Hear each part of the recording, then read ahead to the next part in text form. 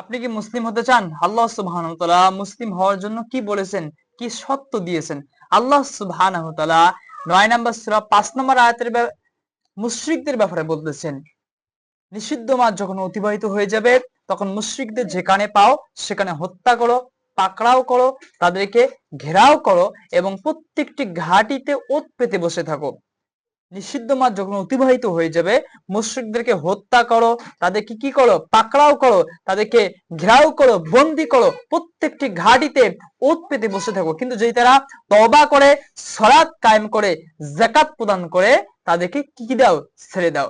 তাহলে মুশরিকদেরকে আল্লাহ সুবহানাহু ওয়া তাআলা বলছেন, যদি তারা প্রথমত তওবা করে, সালাত কায়েম করে, যাকাত প্রদান করে, তাহলে তাদেরকে ছেড়ে দাও। অর্থাৎ সালাত যাকাত ব্যতীত মুসলিম হওয়া যায় না।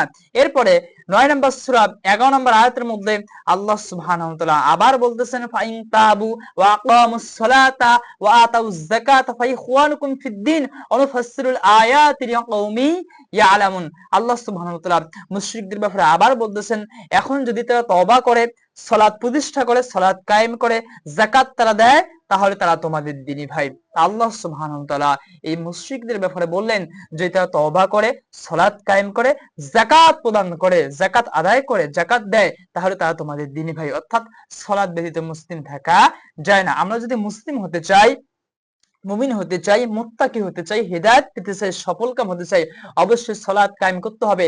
সালাত ছাড়া মুসলিম হওয়া, হেদায়েত পাওয়া, মুমিন হওয়া যায় না। আল্লাহ সুবহানাহু নিজেই বলছেন যে যদি তারা তওবা করে, মুশরিকদের সালাত কায়েম করে, যাকাত প্রদান করে, তাহলে তারা তোমাদের দ্বীনী ভাই, তাহলে তারা মুসলিম, তাহলে তারা তোমাদের দ্বীনী ভাই হতে পারবে।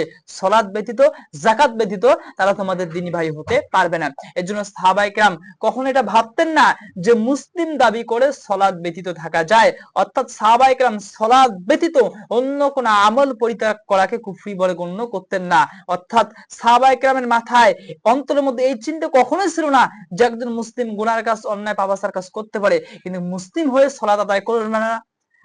সুতরাং যারা সালাত আদায় করবে না, সাহাবায়ে কেরাম তাদেরকে কাফের বলে গণ্য করতেন। রাসূল সাল্লাল্লাহু আলাইহি ওয়াসাল্লাম এভাবে স্পষ্ট বলছেন যে বান্দা শিরিক কুফর, বান্দা শিরিক কুফর এর মধ্যে পার্থক্যই হলো সালাত। অর্থাৎ যে সালাত ছেড়ে দিল সে কুফরি করলো, অর্থাৎ সে কাফের হয়ে গেল। আল্লাহ সুবহানাহু ওয়া তাআলা ৮ নম্বর সূরা ৩৫ নম্বর আয়াতের মধ্যে আল্লাহ সুবহানাহু ওয়া তাআলা আবার বলতেছেন, ওমা কানা সালাতুহুম ইনদাল বাইতি ইল্লা মুকাআম ওয়া তাসদিয়া ফাযুকুল আযাবা বিমা কুনতুম তাকফুরুন। আল্লাহ সুবহানাহু ওয়া তাআলা তাদের ব্যাপারে বলতেছেন যে আল্লাহর ঘরের নিকট, কাবা গৃহের নিকট তাদের সালাত হলো হাততালি দেওয়া, হাততালি দেওয়া, আর তারা শীষ বাজাইতো। তাদেরকে যখন সালাতের দিকে আহ্বান করা হতো, তারা হাততালি দিত আর শীষ বাজাইতো।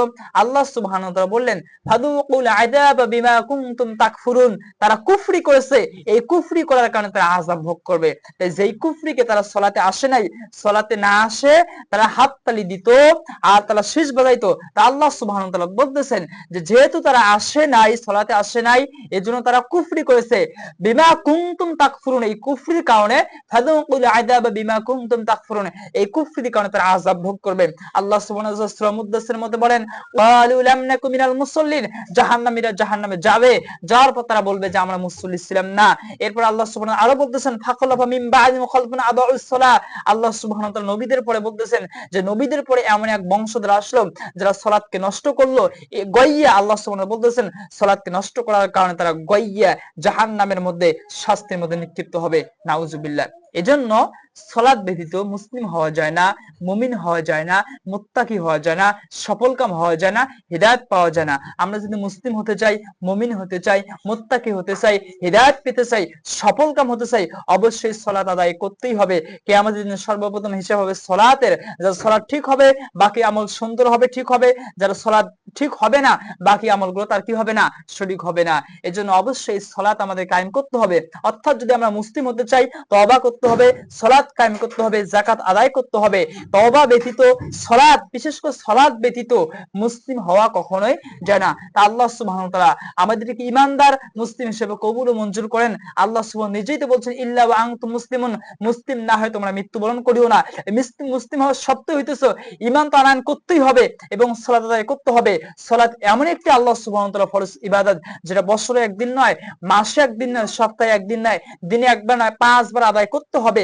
হজ যাদের উপর সামর্থ্য আছে জীবনে একবার, রমাদান মাত্র বছরে একবার, একটি মাস, যাকাত যাদের ফরজ হয়েছে তারা হিসাব করে যাকাত আদায় করবে।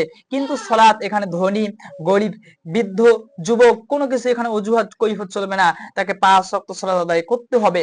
অর্থাৎ এই সালাতে যে এত গুরুত্ব, দাঁড়িয়ে না পারলে সে বসে আদায় করবে, বসে না পারলে শুয়ে ইশারা করে, সে যদি উযু করতে না পারে তায়াম্মুম করবে।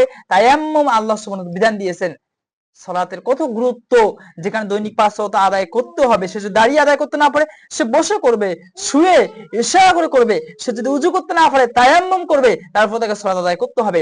আল্লাহ সুবহানাহু ওয়া তাআলা এই উম্মাহকে, এই জাতিকে, মুসলিম উম্মাহকে সবাইকে 5 ওয়াক্ত সালাত ইখলাসের সহিত খুশু খুশুর সহিত যত্নশীল হয়ে আল্লাহ সুবহানাহু ওয়া তাআলা আমাদেরকে সালাত আদায় করতে তৌফিক দান করেন। আল্লাহ